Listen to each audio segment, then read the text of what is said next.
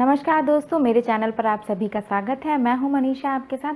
दोस्तों, हम सभी जानते हैं कि लॉकडाउन के कारण हम सभी घर में बंद हो गए हैं और हम बाहर नहीं जा सकते हैं। इसी में हमारी भलाई है और हम इसी तरह कोरोना वायरस से बच सकते हैं। देखिए, बड़ों के पास तो फिर भी घर के काम होते हैं और उन्हें कुछ काम से बाहर भी जाना पड़ जाता है, लेकिन जो बच्चे होते हैं उनके स्कूल तो वैसे भी बीच ही में बंद हो गए हैं कोरोना वायरस की वजह से। अब वो घर से बाहर भी नहीं जा सकते हैं, कहीं घूम भी नहीं सकते, कहीं बाहर जाके दूसरे बच्चों के साथ खेल भी नहीं सकते।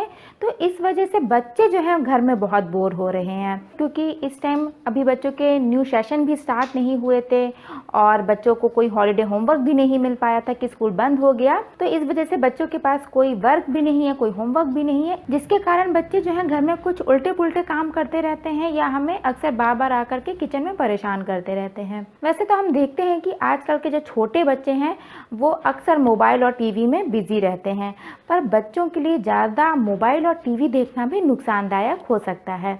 तो आज के इस वीडियो में मैं आपको बताने वाली हूँ कि आप इस लॉकडाउन में बच्चों को कैसे बिजी रख सकते हैं, बच्चों को क्या नया सिखा सकते हैं जिससे बच्चों की कुछ लर्निंग भी हो और बच्चे इंटरेस्ट भी लें और उसे एंजॉय भी कर सकें। तो आइए वीडियो को स्टार्ट करते हैं। तो सबसे पहली चीज़ देखिए, कोई भी काम हो, ऑफिस का, घर का या किचन का, हमें उसकी पहले से प्लानिंग करनी पड़ती है कोई भी काम करने के लिए। अगर हम पहले से प्लानिंग करेंगे तो उस काम को हम अच्छे से और अपना बेस्ट तरीके से कर पाते हैं। उसी तरह आपको बच्चे को अगले दिन किस चीज़ में बिज़ी रखना है, कौन सी एक्टिविटी करानी है, आपको एक रात पहले ही सोचना पड़ेगा कि आपको उस चीज़ के लिए क्या क्या या किन किन चीज़ों की आवश्यकता हो सकती है। इस तरीके से आप बच्चे को अच्छे से एक्टिविटी करा पाएंगी और बच्चा जो है आपको बार बार आकर के परेशान भी नहीं करेगा। तो एक चीज़ तो ये हो गई कि आपको इसके लिए पहले से प्लानिंग करनी चाहिए कि आप अगले दिन बच्चे को क्या कराने वाली हैं, कौन सी एक्टिविटी कराने वाली हैं। अब दूसरी चीज़ कि आप बच्चों को कौन कौन सी एक्टिविटी करा सकती हैं या क्या क्या करवा सकती हैं जिससे कि बच्चे की लर्निंग हो, बच्चे इसे इंजॉय भी कर सकें। तो सबसे पहली चीज़ ये है कि आप बच्चे को कोई टॉपिक दे दीजिए और उसको बोलिए कि वो बीच में खड़ा होकर के सुनाए, और जो आपके घर में जितने भी फैमिली मेम्बर्स हैं वो सामने एक पास में बैठ जाएं और बच्चे को बीच में खड़ा कर दें। और आप बच्चे से बोलिए कि चलो बेटा, तुम फ्रेंड पे या मदर पे या काऊ पे कोई भी 5 लाइन्स बोलो, या जो भी तुम्हारा बेस्ट फ्रेंड है उसके बारे में जो भी तुमको अच्छा लगता है 5 लाइन इंग्लिश में बोल के सुनाओ। इससे क्या होगा, बच्चे की स्पीकिंग अच्छी होगी, बच्चे के अंदर कॉन्फिडेंस आएगा और बच्चे की लर्निंग भी होगी। और आपको क्या करना है कि बच्चे को क्लैपिंग करके उसको मोटिवेट करना है और उसके कॉन्फिडेंस को बढ़ाना भी है। अब दूसरी चीज़ ये हो गई कि बच्चे को ड्राइंग करना बहुत पसंद है। आप बच्चे को ड्राइंग शीट दे सकती हैं। बच्चे जो भी इमेजिन कर रहे हैं, देखिए बच्चे हमेशा कुछ ना कुछ करते रहते हैं और बच्चे कभी कभी क्या करते हैं कि जो चीज़ वो सोचते हैं उसे कभी कभी ड्रॉ भी करके दिखाते हैं। तो आप बच्चों को ड्राइंग करने दीजिए, तो आप बच्चे को ड्राइंग की शीट दे दीजिए या बुक दे दीजिए। इससे भी बच्चे इंजॉय करते हैं और बिजी भी रह सकते हैं। तीसरी चीज़ ये है कि आप बच्चे को रोल प्ले करा सकती हैं, जैसे कि आप बच्चे के साथ टीचर टीचर खेल सकती हैं। लेकिन एक चीज़ का ध्यान रखिएगा कि टीचर कभी आप मत बनिए, क्योंकि हम बड़े टीचर बनेंगे तो बच्चे को ऑब्वियसली अच्छे से ही पढ़ाएंगे। हमेशा बच्चे को टीचर बनने को कहिए। अगर बच्चा आपको पढ़ाएगा तो आप इन चीज़ों को नोटिस कर पाएंगे कि बच्चा स्कूल में टीचर की बात को कितना ध्यान देता है, कितने ध्यान से सुनता है, उसकी कैचिंग पावर कितनी है या बच्चे की स्किल कितनी है। क्योंकि बच्चा जो स्कूल में टीचर को देखता है वैसे ही कोशिश करेगा आपको पढ़ाने की भी। तो इससे भी बच्चे के अंदर कॉन्फिडेंस आएगा, बच्चा इसे एंजॉय करेगा और बच्चे की इससे लर्निंग भी होगी। इसके अलावा आप बच्चे के साथ कोई गेम खेल सकती हैं और इस गेम में क्या कर सकती हैं, आप 2 चेयर बीच में लगा लीजिए और आपके फैमिली में जितने भी मेंबर हैं सबको ऑडियंस बना दीजिए। वो एक पास सामने बैठ जाएंगे, एक लोग बच्चे से क्वेश्चन पूछेंगे और बच्चा जो है उसके आंसर देगा, और जब जब बच्चा सही सही जवाब देगा तो आप ऑडियंस को उसमें ताली बजानी होगी, जैसे कि केबीसी में होता है। तो आप इसमें कोई भी 5 क्वेश्चन तैयार कर सकती हैं बच्चे के क्लास के अकॉर्डिंग या उसकी एज के अकॉर्डिंग, जैसे वेयर डू यू लिव या which fruit do you like. तो इस तरह के आपको कोई भी 5 क्वेश्चन तैयार कर लीजिए या जनरल नॉलेज के तैयार कर लीजिए जो बच्चे की ईवीएस में पूछे जाते हैं। तो इससे भी बच्चा जो है बहुत ही इंजॉय करेगा, उसका इंटरेस्ट भी आएगा और आप सबका टाइम भी आसानी से कट जाएगा। उसके बाद है बुक्स। देखिए, अगर आप बच्चे को बुक्स दे देंगी और कहेंगे कि चलो बेटा इसे पढ़ के दिखाओ या रीडिंग करो, तो बच्चा जो है तुरंत दूर भाग जाएगा, क्योंकि बच्चे जो है अक्सर पढ़ाई से दूर भागते हैं। तो इसके लिए आपको क्या करना है कि बुक को खुद लेकर के बैठना है और अपने बच्चे को पास में बिठाना है, और ऐसी बुक लीजिए जो कि कलरफुल हो, जिसमें बड़ी बड़ी पिक्चर्स हो। तो अगर आप बच्चे को अपने पास बैठाएंगी तो आप खुद ब खुद देखेंगे कि बच्चा जो है उन पिक्चरों को ध्यान से देखेगा, पेज को खुद पलटेगा और उसके अंदर खुद इंटरेस्ट आएगा बुक पढ़ने का। इससे क्या होगा कि बच्चा खुद ब खुद हैबिचुअल हो जाएगा बुक पढ़ने के लिए। अब एक मैं बहुत ही अच्छी एक्टिविटी बताने जा रही हूँ जो बेसिकली छोटे बच्चों के लिए है, नर्सरी केजी के बच्चों के लिए। आप ऐसा कर सकती हैं कि एक न्यूज़पेपर ले लीजिए और बच्चे को कहिए कि बेटा इसमें कोई अल्फ़ाबेट ढूंढो। H फॉर हॉर्स होता है, तो चलो H अल्फ़ाबेट ढूंढ के दिखाओ। और जब बच्चे को मिल जाए वो अल्फ़ाबेट तो आप उससे कहिए कि बच्चा उस पर सर्कल बना दे न्यूज़पेपर में। तो जैसे ही बच्चा आपको वो अल्फ़ाबेट ढूंढ के दिखाएगा तो आप उस अल्फ़ाबेट को एक बड़े से चार्ट पेपर पे बड़ा बड़ा H बना करके बच्चे को दे दीजिए और बच्चे से कहिए कि बेटा चलो इसमें कलर फिल करो। जब बच्चा उसमें कलर फिल कर लेगा तो आप बच्चे के स्टडी रूम में या बेडरूम में उस चार्ट पेपर को लगा दीजिए। तो ये भी एक बहुत ही अच्छी एक्टिविटी है, बच्चा इससे भी बहुत ही इंटरेस्ट से करेगा और बहुत ही इंजॉय भी करेगा। तो देखिए, ये तो हो गई एक्टिविटी की बात कि हम क्या क्या एक्टिविटी करा सकते हैं। अब मैं आपको बताने जा रही हूँ कि स्कूल तो बंद है, बच्चों के पास कोई हॉलीडे होमवर्क भी नहीं है, नया सिलेबस भी नहीं है। तो इसका मतलब ये नहीं है कि बच्चे पढ़ना लिखना बंद कर दें और उनके पास कुछ सीखने को नहीं है। आप ऐसा कर सकती हैं कि जो बच्चे का पुराना सिलेबस है उसे रिवीजन कराना स्टार्ट कर दीजिए, जिससे कि बच्चा पुरानी चीज़ों को ना भूले और वो जब नेक्स्ट क्लास में जाए तो आसानी से नई चीज़ों को भी सीख पाए। क्योंकि बच्चे अक्सर जब पुरानी चीज़ों को भूल जाते हैं तो उन्हें नई चीज़ें सीखने में भी प्रॉब्लम आती है। तो आज मैं आपको हिंदी, इंग्लिश और मैथ के कुछ बेसिक चीज़ें बताने जा रही हूँ जो कि बच्चे को आप डेली रिवीजन कराइए, जिससे कि बच्चे को प्रॉब्लम नहीं आएगी। तो सबसे पहले मैं आपको इंग्लिश में बताऊंगी कि इंग्लिश में आपको बच्चे को डेली क्या रिवीजन कराना है। तो पहला पॉइंट है डिक्टेशन।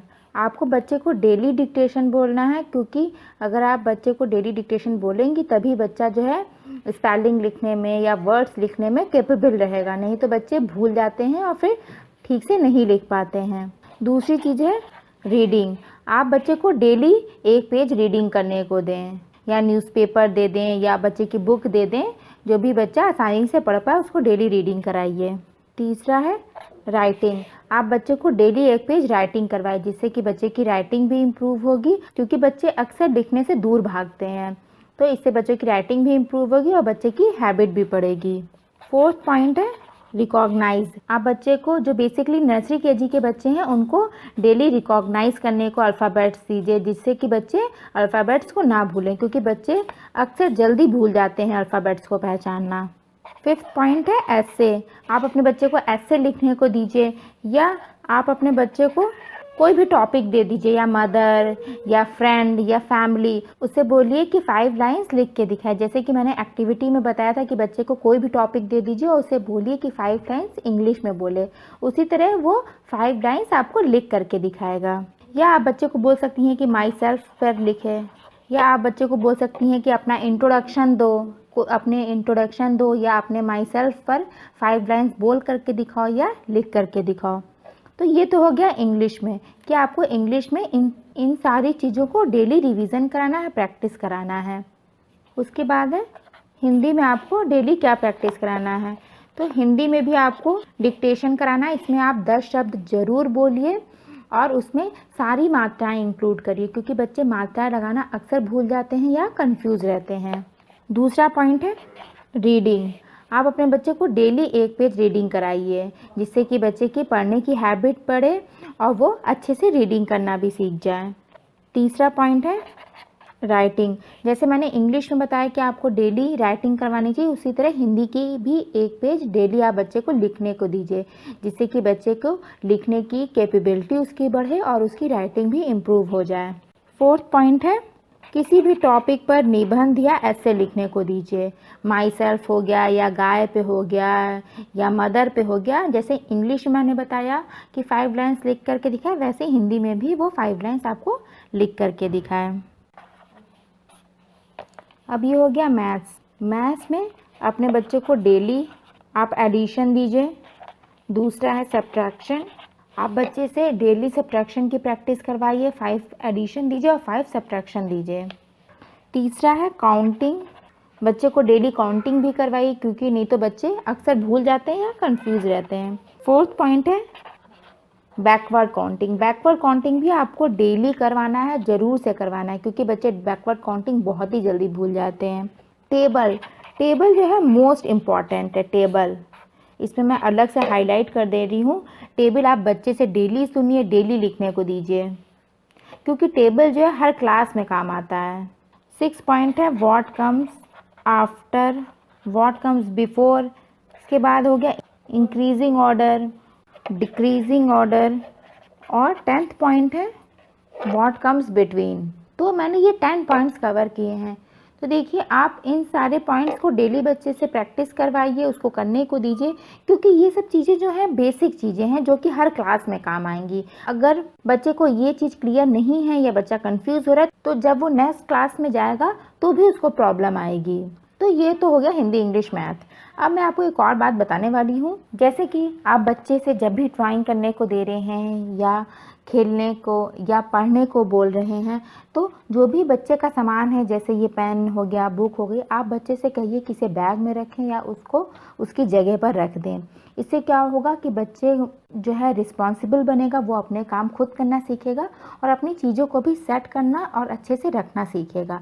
जैसे बच्चा जब खिलौने से खेल रहा है या टॉय से खेल रहा है, तो खेलने के बाद जब बच्चे उठ के एकदम से भाग जाते हैं और कमरा बिखरा रहता है, तो आप बच्चे से बोलिए कि वो अपने टॉयज़ को अच्छे से उस जगह पर रख दें जहाँ पर टॉयज़ रहते हैं। तो देखिए, ये तो मैंने हिंदी, इंग्लिश और मैथ तीनों सब्जेक्ट का बता दिया। देखिए, ये बिल्कुल बेसिक चीज़ें मैंने आपको बताई हैं कि आपको बच्चे को डेली क्या क्या रिवीजन कराना है। अगर आपका बच्चा 6 साल से कम एज का है, या वो नर्सरी, केजी, फर्स्ट, सेकंड में जाने वाला है, या वो इस क्लास को पढ़ चुका है, तो इन सब चीज़ों को वो अगर हमेशा याद रखेगा तो उसे प्रॉब्लम नहीं आएगी। तो आप ये चीज़ें जो है हमेशा प्रैक्टिस बच्चे को कराते रहिए।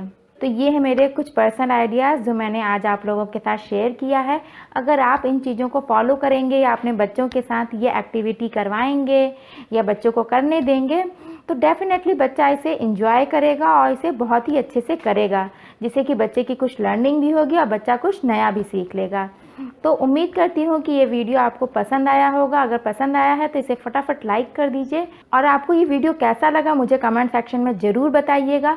इस वीडियो को दूसरे पेरेंट्स के साथ शेयर करिए, जिससे उनकी भी ये प्रॉब्लम सॉल्व हो जाए और वो भी अपने बच्चों को ये एक्टिविटी करा पाएँ।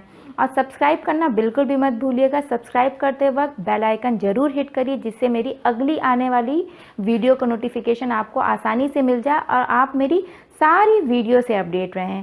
Thank you, thanks for watching.